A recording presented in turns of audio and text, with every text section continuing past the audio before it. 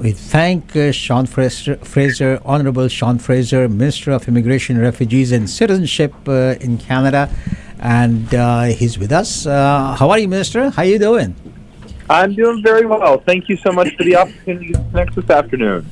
Okay, my name is Abdul, and Arifai is here, and Shazia is here. The whole team is here. So it will be a little difficult time. Thank you very much for joining us, Honorable Minister, and of course now Shazia is also joining. Yes, Shazia. The new announcement that what she did yesterday, very interesting. 500,000 refugees for next 3 years. Could you put some light on it? Sure. And just to clarify, it's 500,000 new permanent residents, which would include not only refugees but family members who are seeking to be reunited, as well as people coming for economic reasons to become permanent residents to Canada. The reality is that Canada needs more people. We need more people for economic reasons to help fill gaps in the labor shortage, but we also need people for demographic reasons. 50 years ago, there was 7 workers for every retiree, and now 10 or 15 years from now, we're on pace to only have 2. If we continue on this trend, we're going to not be talking about labor shortages, but we'll be talking about whether we can afford schools and hospitals, because we won't have the workforce that will be able to fund them. So we tabled the new immigration levels plan for Canada yesterday in the House of Commons that will increase our ambition. So we will work up to 500,000 new permanent residents per year by 2025. It's going to help us bring workers into the economy, reunite families more quickly, and continue to allow Canada to be a world leader on resettling some of the world's most vulnerable refugees.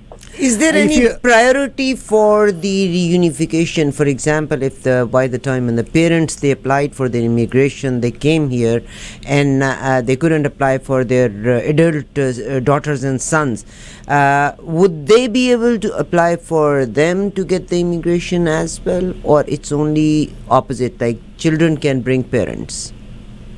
So there's a number of different family reunification programs. The first is the Spouses and Children program, and we've created enough spaces in the immigration levels plan to satisfy the expected demand of the program. We have nearly 80,000 applications that we expect to get on an annual basis. But in addition, we also have the Parents and Grandparents program, which allows people to bring their parents and grandparents as well as their dependent children. And we're increasing the number of spaces in that to allow more families to be reunited, to have tens of thousands of families be reunited in Canada every year. But we're also making changes to certain temporary programs that will help families be together while they wait for their permanent residency to be processed. We made some major changes to the Super Visa program recently that will extend the possibility of a person to come under that program for up to 10 years, so they can be in Canada while they're waiting for their parents and grandparents' application to go through. Similarly, next year, we plan to advance a new spousal reunification temporary visa that will allow people to be here with their spouse while they wait for their family reunification process to play out. This is a big change. It's going to allow more people to be with their loved ones here in Canada, and I'm very excited to see that it's moving forward. I don't know if you want to make a comment on today. Quebec Premier François Legault said that he's not willing to take any of these 500,000. It's the arrangement that we have with Quebec allows Quebec to set its own immigration levels. So it's up to Quebec to set their own immigration levels. But it's the federal government's job to set the levels for the rest of Canada.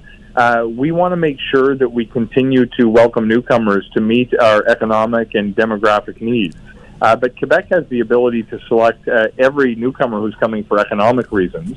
But it's a decision that we've made to help make sure that businesses have access to workers and to help bring families into our communities, that we want to continue to be a welcoming country. And I'll leave it to Quebec to make decisions that are their responsibility. But my view is that more people in Canada is not just a good thing, it's essential for our economic well-being. 100% I agree with you. Thank you very kindly. My one question is, Minister, it's a beautiful, diverse country, and whoever see once they come to Canada, so we are Canadian, no matter what.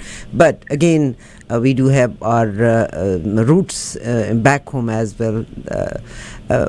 I haven't seen so many Pakistani students coming here. And is there any chance that, what is the reason that not so many Pakistani students, don't they have access to the application or to the programs in these universities? What is the reason I don't see so many Pakistani students in our universities? The Pakistani students who come to Canada make extraordinary contributions to our communities and to our economy. And from my point of view, it's a wonderful thing to continue to embrace international students from all over the world, including Pakistan.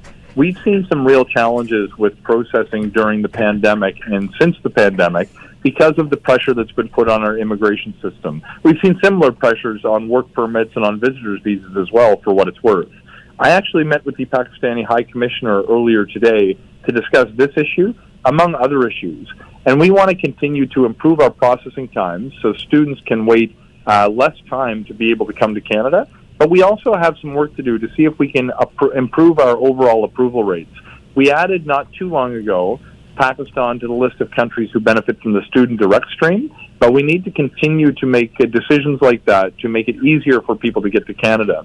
We also are looking to create a pathway to permanent residency for international students. It's a mandate letter commitment that the Prime Minister gave to me, and we're right now looking at the particular role that the provision around dual intent has that says you can't come to Canada as a student if you're not likely to go home at the end of your studies.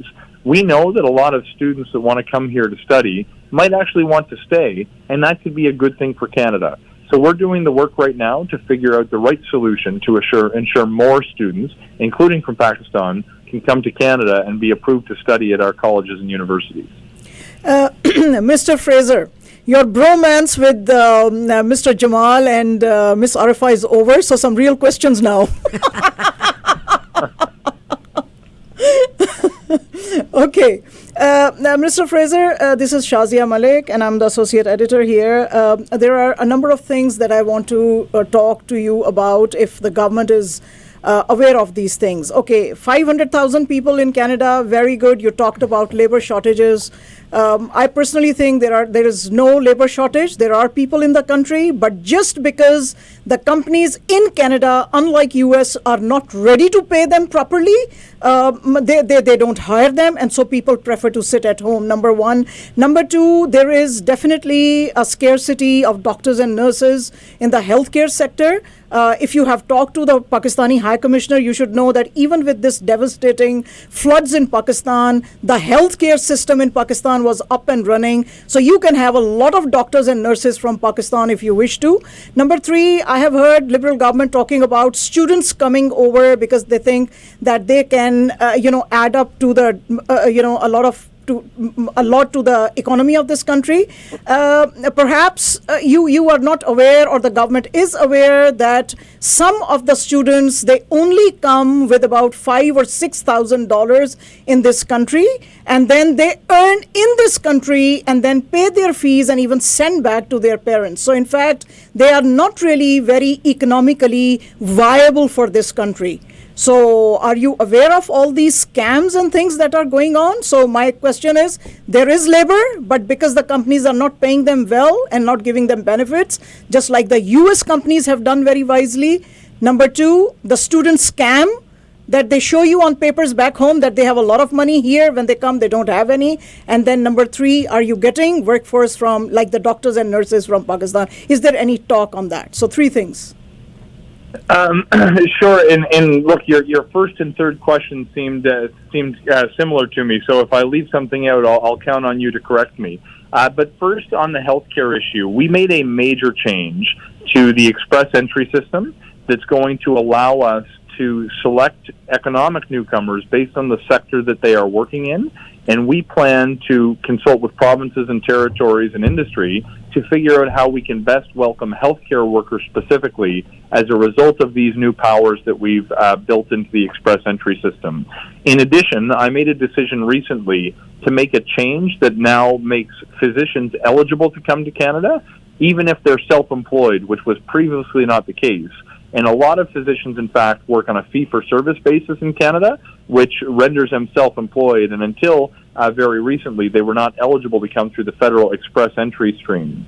When it comes to the students issue, we made a decision recently to increase the number of hours that students can work, which will help them support themselves. But that's not the only issue that we need to tackle when it comes to international students. My view is that international students bring a wealth of talent and make immense contributions to Canada, but some of them are being taken advantage of. Some of them are being given bad information before they come to Canada about what they should expect when they're here. We have made changes to regulate the profession of immigration consultants within Canada so we can better monitor their activities and ensure that we protect newcomers. But we have a real problem with promoters from all over the world who promise many things to potential students that are not in fact true. And we need to continue to share as much information as we can within the countries where we see large numbers of applicants so people can count on information that comes from the Government of Canada. It's not easy for us, of course, to crack down on bad behavior in a jurisdiction outside of our borders, but we're going to continue to work with our partners on the ground in countries including Pakistan to ensure that we're giving good information about what students can expect when they land in Canada, so their experience will be better and they'll be in a position to support themselves when they arrive. Okay, Minister, one very big concern that was about the labor shortage that you have not really answered. So would you like to shed some light? And then I will ask the next question. Okay, look, on the labor shortage piece, this was a big part of the motivation to continue to increase our immigration levels. We recently had one of the strongest economic recoveries of any advanced economy in the world from COVID-19, but we also, despite having the lowest rate of unemployment in recorded history in Canada just a few months ago, we also had nearly 1 million jobs open in the Canadian economy. We have needs for people who know how to build houses, who can work in the skilled trades, who can work in healthcare, who can work in transportation. And by increasing the overall immigration levels and making changes to the express entry system that will allow us to select newcomers based on the needs of the labor market in the short term and the long term, we're going to be able to help contribute a solution to this labor shortage and protect the interests of Canadian businesses and the Canadian workers who have a job with those businesses. We believe immigration is a major economic contributor, and that's the main reason why we continue to advance our immigration levels, because we believe it's good for the Canadian economy. No, my question still is not answered, but that's all right. My question was that just because the Canadian companies are not paying the people well, that's why people prefer to sit at home, unlike US, where they are giving a lot of fringe benefits and they have increased the salary structure. That's why people are in the workforce. Okay, no problem. My next question. Look, I'm sorry. I do have another appointment immediately, so I must go. But let me just conclude on the question that you did answer. Right now, or very recently, Canada's rate of unemployment was at the lowest level ever recorded. I want to be careful to make sure people don't think that everyone is just sitting at home. There are more people working today than almost at any point in the history of Canada, and employers still need to find workers. Certainly, I believe we need to continue to push employers to pay people more, but right now we are seeing more people working and earning a paycheck in Canada than almost at any point in Canadian history. You are right. Absolutely right. And Minister, I thank you very much Honorable Minister, I thank you very much for being with us. I request, please, once you come to Toronto, get a chance to come visit the station and give us, once you're bringing more students in, give us a chance to convey this message to different countries, so those who can afford and come here especially for the studies and contribute to this system, give us a chance to announce that information so that right students can come with the finances, looking after their education, paying to the university, and become a useful member of this community. Sir, thank you very kindly, and we look forward to seeing you here in our studio once you arrive here in Toronto. I'll look forward to the opportunity one day very much. Thank you so much. Wonderful afternoon.